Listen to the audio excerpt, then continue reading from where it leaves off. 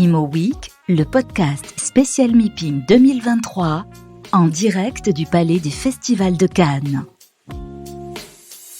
L'avantage d'être au MIPIM, c'est qu'on peut aussi sortir, être sur le quai, être sur un bateau. C'est le bateau des architectes qui nous accueille justement parce que j'ai le grand plaisir d'être avec Axel Schonert. Bonjour Axel Schonert. Bonjour, oui, le MIPIM, là, il faut qu'on sorte comme les lunettes de soleil. Après, il y a une pluie là dans la nuit. Là, on commence à avoir chaud.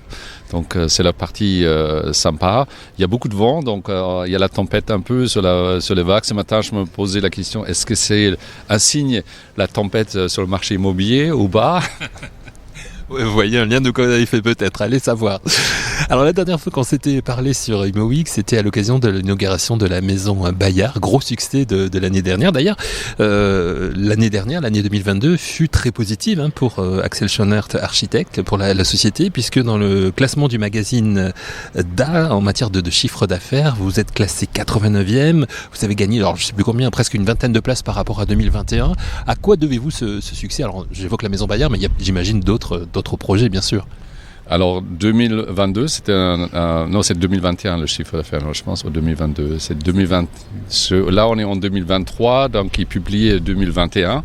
Exactement. Donc 2021, c'était déjà une très bonne année. Oui, c'était Maison Bayard, c'était aussi Colisée, il y a plein de projets. On était sorti aussi d'une période un peu compliquée avec du Covid, etc. Qu'on a quand même avoir un résultat positif, etc. Mais donc oui, il y a une augmentation des activités avec des projets, beaucoup de bureaux, mais aussi des résidences étudiantes, des logements, etc. Et 2022, normalement, elle est beaucoup mieux encore que 2021 qui était publié. Donc oui, on est en croissance et 2023, on a déjà une pré-bilan nous on fait toujours des bilans tous les 3 mois. On a quand même eu des objectifs d'être encore mieux que 2022. Et quand on regarde justement vos programmes, les programmes en cours, votre catalogue, votre site internet, on s'aperçoit qu'il y a beaucoup de très très belles choses en cours. Alors on va en parler de quelques-unes parce qu'on ne peut pas évoquer tous les projets. Peut-être celui de 102 rue Charonne à Paris, un projet qui vous tient à cœur, je crois. Oui, alors 102 rue de Charonne, c'est un projet d'une taille très important parce qu'on est de 15 000 m². C'est un projet qu'on fait avec Covea. C'est un projet de quartier, donc évidemment on essaie d'intégrer un maximum des souhaits de la ville avec le futur PLUB climatique. Donc on travaille avec une économie circulaire, en train de récupérer un maximum de matériaux pour le réutiliser sur place. Par exemple, les briques qui étaient sur les façades sur cours qu'on ne peut pas garder parce que c'est des façades vétustes, industrielles. On récupère les briques pour le réutiliser comme un revêtement sol sur les cours et sur les toitures. Après, on construit un bâtiment, on appelle ça le bâtiment pont, qui est un bâtiment de liaison entre les différentes ailes du projet, qui sera une structure en bois. Donc, on est dans le contexte de Maison Bayard. On fait des surélévations partielles sur les toitures plates qui étaient rajoutées dans les années 50, qui servent des structures bois. On a des certifications dans tous les sens, HQ, BPC, Priam, Voyage Score, etc. Comme pareil sur Maison Bayard. Donc c'est un projet qui est très intense et ambitieux. Et avec Covea, on a un partenaire qui vraiment dans ce sens-là, ils vont vraiment à fond dedans. Il serait livré quand ? Ça sera livré dans fin 2024. Donc on a démarré, on a eu le permis depuis longtemps, on a eu des préparations de chantier, etc. qui étaient un peu longues, mais là c'est en cours et on est plein dedans en chantier, restructuration lourde avec plein de surprises, un bâtiment qui ressemble à être un bâtiment uni, mais en réalité c'est un bâtiment qui est réalisé dans 5-6 phases sur une durée de presque 100 ans. Autre projet important et différent, c'est le projet Lilo. Alors, Lilo, c'est une résidence étudiante et jeunes travailleurs qui est sur la place d'un immeuble de la Défense. Donc, c'est un premier immeuble de Sarri qui a 30 ans, qui ont démoli une grosse partie parce qu'on a essayé de le garder au maximum, mais finalement la configuration ne s'était pas adaptée pour faire quoi qu'il soit, sauf garder ça en bureau. Mais bon, finalement, les bureaux à cet endroit-là, ça ne fonctionne plus aujourd'hui. Donc on construit une résidence étudiante avec presque 700 chambres. C'est un projet qu'on fait avec Nexity et l'investisseur final, c'est Freo. Là, le projet vient de démarrer, je crois, le chantier. Alors le chantier, il est déjà, on est déjà au 3e étage, donc la livraison c'est 2024 en été. Donc on essaie de faire avant le Jeux Olympiques, mais c'est pas sûr. Donc on est dans cette créneau-là, 2024 juin, mai, etc. Mais on est plein dedans, les façades ils montent, les blocs sanitaires dans les unités des résidences, on les pose au même moment parce qu'on peut pas les mettre dedans plus tard. En plus, comme on a un timing très serré, donc tous les blocs sanitaires sont fabriqués en atelier, usine, et ils sont posés en coutage pour gagner du temps. Autre programme de Axel Schönert, architecte, dans l'hôtellerie. Cette fois, c'est une tour, une belle tour. Oui, c'est la tour Playel à Saint-Denis et qui est en restructuration en ce moment pour être ouverte pour les Jeux Olympiques. Donc ça, c'est vraiment la tour Playel plus les bâtiments autour. C'est vraiment au cœur de l'opération Jeux Olympiques. Et nous, on travaille pour un groupe qui s'appelle H4. C'est l'opérateur de l'hôtel. Donc nous, on refait... c'est une restructuration très lourde et on fait tout l'aménagement intérieur aussi. Et aussi pareil, c'est 700 chambres, 697 chambres avec le plus haute piscine de Paris, ou le Grand Paris, avec un vue sur Paris, avec un bar, restaurant au dernier étage et au rez-de-chaussée, premier étage, pas mal de restauration, plus dans un bâtiment neuf à côté, 10 000 m² de centre de conférence. Donc là, les échéances des Jeux Olympiques, c'est un vrai challenge, quelque part ?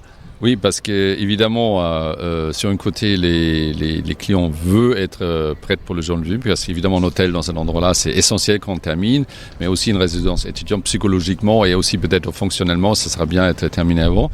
Après, il y a l'autre contrainte, c'est que la ville de Paris veut évidemment avoir un minimum de chantier pendant le Jeux Olympiques, donc il y a des discussions chantier par chantier et comment ça se passe avec les installations pendant les Jeux Olympiques, parce qu'on ne peut pas terminer tous les projets parce qu'on a une vingtaine de projets en cours à Paris, donc il y a forcément des choses qui se terminent en 24 ou 25, mais on discute où on est, quel endroit, parce qu'il y a des plans de Paris où ils disent attention, là on ne peut pas faire ça, là on peut faire ça, donc il y a un vrai impact aussi pour les chantiers en cours. On revient dans le cœur de Paris avec un programme sur la rue Saint-Maur. Rue Saint-Maur, ça c'est dans le 11e aussi, comme le premier projet. Ça pareil, c'est un projet très intéressant qu'on fait avec Barings. C'est une restructuration d'une ancienne école et une construction neuve d'un bâtiment en bois et une restructuration d'une hall de 1947, quelque chose comme ça, donc une structure béton avec des pavés en verre, donc complexe parce que la commission de Vieux-Paris voulait conserver ce bâtiment qui s'est rajouté. Et pour isoler et thermiquement, c'est un challenge qu'on travaille dessus pour le moment. Un projet qui fait beaucoup parler aussi, c'est celui du 133 rue du Faubourg Saint-Honoré. Là, on est dans quelque chose de très luxueux, je dirais. Oui, on est Faubourg Saint-Honoré, donc on est juste à côté de la résidence de l'ambassadeur du Canada. Donc on propose une opération mixte. Donc il y a un immeuble sur rue qui sera restructuré en bureau. Et sur jardin, on va construire un immeuble de logement en structure bois et béton. Donc c'est une structure mixte, évidemment toujours avec un impact faible sur l'environnement. Et donc on rajoute la végétation, on rajoute des arbres. Donc on conserve tous les arbres, mais on rajoute encore des arbres. Et des logements qui sont partiellement préfabriqués pour avoir une durée de chantier le plus court possible. Est-ce qu'on peut dire un mot aussi sur le programme de la place du Palais Bourbon, qui est le programme le vendu le plus cher à ce jour? Alors, place de Palais Bourbon, c'est un tout petit projet. Il fait que 1200 mètres carrés. Mais on est dans le plan de sauvegarde du 7e arrondissement. Donc, les façades sont classées. Les toitures, tout est catalogisé. Donc, on a eu la chance de faire un projet assez boutique. Beaucoup de restructuration, beaucoup de patrimoine. Donc, les salles qu'on va refaire les moulures. On garde du parquet, du plancher, etc. Donc c'est vraiment pièce par pièce, discussion par discussion, mais aussi on crée un petit annexe en bois, structure métal bois, verre, qui est on livre cette année. Donc voilà, on a donné quand même quelques 5-6 exemples de vos programmes. Il y en a plein d'autres. Moi, j'invite nos auditeurs à aller voir ça sur le site d'Axel Schönert, architecte. Vous êtes investi, Axel Schönert, auprès d'Olivier Namias, notamment sur un ouvrage qui a aussi pas mal fait parler de lui en ce début d'année, Plaidoyer pour un bureau à Paris, 4 hypothèses de travail. Alors, c'est quoi ce livre ? Est-ce que le bureau aujourd'hui à Paris a besoin justement d'être défendu, puisqu'on parlait de plaidoyer ? Oui, alors, ce titre, évidemment, il est un peu provocateur. Évidemment, je suis absolument pour la mixité de la ville. Je partage entièrement le point de vue qu'entre le lieu de vivre et son travail, on ne devrait pas passer plus que 15 minutes. Mais dans les 15 minutes, est-ce que c'est en métro, est-ce que c'est en vélo, est-ce que c'est à pied ? C'est une autre discussion. Mais pour qu'une ville fonctionne, il faut qu'elle est mixte. Donc il faut avoir des logements, il faut avoir des activités, il faut les équipements, il faut avoir par contre aussi des lieux de travail. Donc si on n'a pas des bureaux dans la ville, on va créer encore des séparations entre les différentes parties de sa vie. Donc je pense que c'est pas bien parce qu'on va augmenter encore le trafic, etc.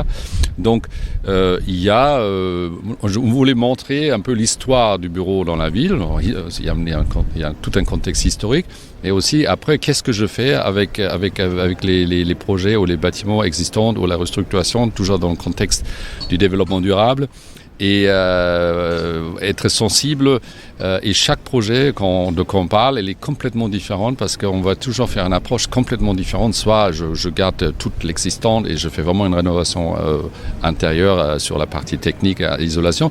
Soit il y a un fonctionnement, des bâtiments qui ont muté dans les années. Par exemple, la Maison Bayard, c'était les studios RTL. Ils ont rajouté chaque 10 ans un studio. Donc c'était venu un labyrinthe. Donc finalement, ni exploitable, ni pour le logement, ni rien. Donc on a dit, OK, là on peut peut-être démolir une partie, mais on construit en bois. Donc il y a chaque scénario, il est complètement différent.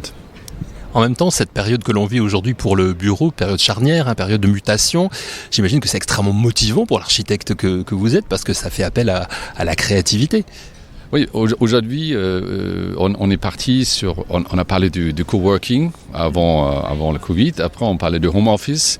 Moi, je pense le lieu de travail, c'est toujours important qu'il est séparé de son logement parce que qui veut vivre et travailler en permanence dans son lieu, moi ça me rend dingue. Donc, quand je quitte mon appartement et je prends mon vélo pour aller au bureau, après, je suis dans un fonctionnement complètement différent. Mais par contre, il faut qu'on fusionne tous ces différentes modes de travail. Ça veut dire, nous, on parle beaucoup de flex office. Donc, moi, je veux essayer de installer le flex office qui veut dire, déjà on n'a pas nécessairement des postes de travail attribués. Ça c'est un peu compliqué pour les architectes parce qu'ils aiment bien avoir leur petit bureau avec leur ordinateur, avec la configuration de logiciels. Donc on se bagarre un peu sur ça et on dit on est flexible, ça veut dire on ne sait pas nécessairement sur quel poste on travaille. On a plutôt des tribus en disant aujourd'hui ça c'est l'équipe qui travaille sur le projet, donc ils se mettent plutôt quand même dans une pièce ou dans un bureau. Mais par contre la même personne elle a un portable, il peut travailler chez lui à la maison. Et il peut travailler aussi sur le chantier, parce que nous, je suis très attaché de faire aussi l'exécution de nos projets. Donc, on installe aussi des bureaux sur nos chantiers. Donc, en principe, on a un tribu. Et pareil, avec les projets qu'on a fait, par exemple, le UFO au siège de Boncoin, on ne parle plus de siège d'une société, mais plutôt du cœur, en disant, je viens au centre de ma société, au cœur, pour prendre de l'oxygène, pour récolter les informations, pour être stimulé, pour avoir des échanges. Et après, boum, je repars, soit chez les clients, soit sur un projet, soit à la maison. Donc, je crois que cette nouvelle façon de travailler, ça va être beaucoup plus nomade, beaucoup plus flexible, mais on a besoin toujours du bureau. Par contre, peut-être sur la même surface des bureaux, on peut avoir plus de personnes qui va aussi dans le sens du développement durable parce que j'ai plus de postes de travail sans densifier parce que la densification de coworking, évidemment, ça veut dire je sers tout le monde sur le même endroit. Mais le fait que je bouge en permanence, j'ai plus de gens, mais jamais le même nombre de personnes au même moment. Vous lancez un concept là, le bureau nomade, ça peut intéresser même d'autres sociétés, des sociétés d'architectes. Oui, le nomade, par exemple, avoir des postes, des petits lieux de travail en région parisienne, proche des transports publics, que j'habite en région, je prends le vélo ou la voiture, je peux travailler là, et quand j'ai envie, je prends le transport public et je reviens à Paris. Donc voilà, c'est le concept nomade, c'est peut-être le bon mot. Pour terminer cet entretien, Axel Schönert, on a commencé en disant qu'on était au MIPIM sur un bateau, que c'est très agréable. Quand on vient dans un festival comme ça, c'est une question un peu récurrente à tous nos invités. Qu'est-ce que vous, Axel Schönert, vous attendez du MIPIM cette année ? Alors, moi, quand je suis venu la première fois au MIPIM, il y a longtemps, il y a plus que 15 ans, je pense, ils m'ont dit c'est sympa d'aller au MIPIM. Et moi, je suis venu, je ne comprenais rien du tout. En plus, pour un architecte, c'est quand même un salon qui est très immobilier, très finance, très business. Pour les architectes au début, c'est très compliqué, rouvrir ses repères et j'étais vraiment totalement perdu. Aujourd'hui, chaque année, on a amélioré un peu la situation. Aujourd'hui, je suis membre de AFEX et on partage ensemble ici cet lieu d'exposition sur un bateau, donc c'est super sympa. Et je rencontre tous les clients, enfin pas tous, beaucoup de clients avec qui on travaille déjà, mais c'est toujours un moment de rencontrer les décideurs de ces sociétés. Ils sont aussi souvent un peu plus détendus et aussi rencontrer des nouveaux clients qu'on ne connaît pas. Et évidemment, on travaille plutôt aussi sur l'international. Avec AFEX, c'est un peu le but de ma présence ici. AFEX, ça veut dire quoi AFEX, et c'est quoi? C'est une association qui regroupe donc les architectes. AFEX, c'est l'association française à l'exportation. Donc ça, c'est une association qui, avec le ministre de la Culture, crée des possibilités, des liens, des voyages pour les architectes français pour transporter et développer son savoir-faire dans d'autres pays où il y a des marchés à trouver. Merci beaucoup, Axel Schönert, de nous avoir accordé ce bon petit quart d'heure. Je vous ai fait beaucoup parler, mais c'était extrêmement intéressant. Merci à vous. Avec plaisir. À bientôt.